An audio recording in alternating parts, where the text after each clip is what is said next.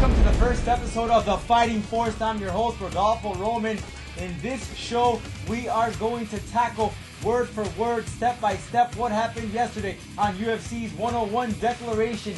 Joining me to my left, I have the MMA expert, Guillermo Garcia, who is going to help me out and analyze and do some great commentary on last night's event. Guillermo, what an event it was last night. Although it already is in the history books. Forrest Griffin, Anderson Silva seems to be it is the fight of the night. Silva walked out with hundreds of thousands of dollars. Forrest Griffin ran out of the octagon like a baby. What's your take on the Forrest Griffin versus Anderson Silva? Well, Anderson Silva proved why he's the top pound-for-pound fighter in the entire world last night. A lot of people were having their doubts about him after two lackluster performances against Leites and Cote, but he came out, fought the fight that he wanted to fight, did what he wanted to do. The UFC picked Forrest because they knew that he would stand with him, make for an exciting fight, make Anderson fight the fight that the UFC wanted to excite the fans with. And we got exactly what we expected. I mean, Griffin was the underdog coming into it, everybody knew, and Anderson Silva did what he came out to do. As far as Griffin running out of the ring, a lot of people speculated that he had injured his jaw, that he had trouble hearing, but according to his trainers, he's perfectly fine in health. To be honest with you, I think he was just embarrassed and thought he could win that fight, and he didn't perform up to his standards, and I believe that he's reached a crossroads in his career. Two consecutive high-profile losses to Rashad Evans and to Anderson Silva have him reeling, and he's going to have to take a step back here and figure out where his career goes from here. And a lot of the fans thought about this, I'm sure. I mean, you and me, we watched it together. Anderson Silva toyed with him the entire fight. I mean, you can see this guy took some right, left jabs, played around with him. He waited till Forrest Griffin was on the floor. He stuck out his hand like if he was about to help an old lady off the floor. I mean, in a way, it is kind of a slap to the face to Forrest Griffin. And to run out of the arena in the way he did does kind of make Forrest Griffin look like a sore loser. Well, it has nothing to do with being a sore loser. Forrest is a very emotional fighter, and I'm sure he was very disappointed with his performance. You got to keep in mind, these guys put months of their lives into these fights, and to perform like that, I mean, it just seems like all those months of training is a waste. And now Forrest realizes that there's a whole nother level to fighters out there that he just can't be on. So what's the future for Anderson Silva and Forrest Griffin, Guillermo? There are talks, Dan Henderson versus Anderson Silva. Forrest Griffin, does he move down to lower class fighters? What's next for him? Well, it's kind of interesting what happened at the post-fight interview last night. Dana White basically, for the most part, announced that there probably would be a rematch between Dan Henderson and Anderson Silva, but Anderson doesn't seem to be expressing much interest in that. He feels that he's already conquered Dan Henderson, and there's no point in doing that again. So basically, some of the options that are available to Silva is to basically either fight the winner of Damian Maia and Nate Marquardt, or possibly take on Yushin Okami, who actually gave Anderson his last defeat, which was before he was even in the UFC. But something very, very interesting happened after the post-fight interview yesterday.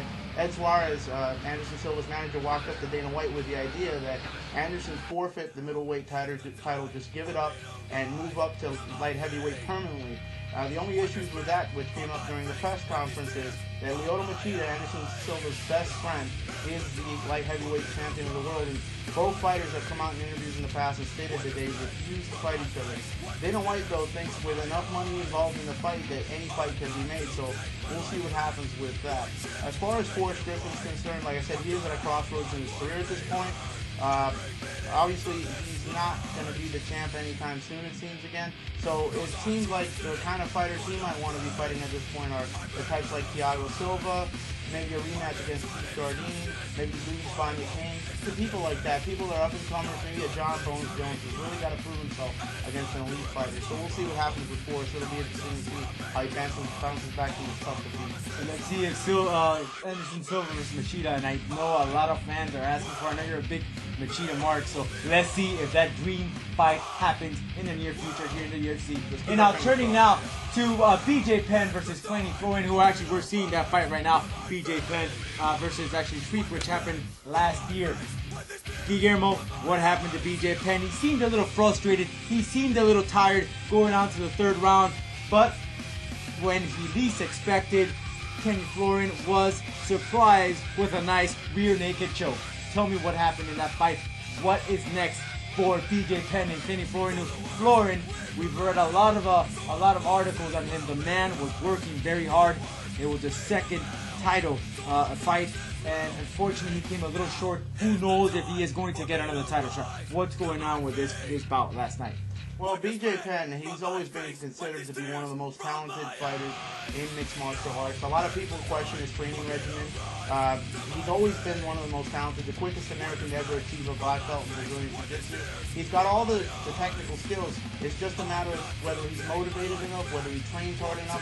And yesterday he proved that he has been. A lot of people question his cardio, but he's been training with Mark Maranovich with his training and strength and conditioning, and it proved to be worthy last night as he did not gas out in the fourth round and basically was able to finally capitalize when Florian made a mistake.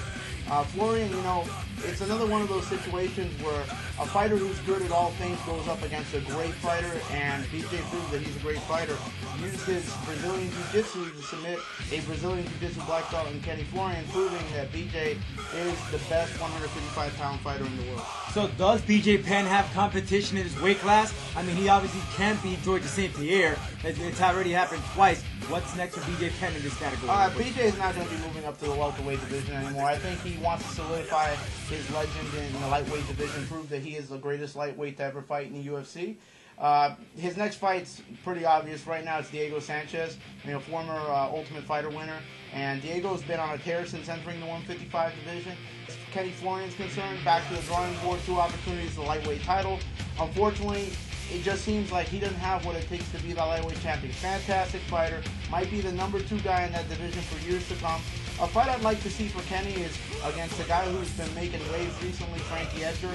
Frankie Edgar with a career-making victory against Sean Turk in his last bout. Other possible bouts for BJ down the line other than Frankie Edgar, maybe Gray the Bully Maynard. If Gray can get by Roger Huerta in September, that could be definitely a problem for BJ come down the line. But right now, lastly, of the preliminary bouts, anyone that caught your attention? Johnny Hendricks was very impressive. We didn't really know much about him. We knew he was undefeated 5-0 coming into the fight. He had won a WBC bout, so there was some promise there, but we really got to see his skill set against Amir Sadala. Yeah, some people say that it was a quick stoppage by the referee, but you can't blame Hendricks for that. He did his job. He put the referee in a position to stop the fight, and he won. And he won against a very credible fighter in Amir Sadala. Lastly, I mean, you and I were having this discussion, and UFC 101 was kind of a snooze compared to UFC 100.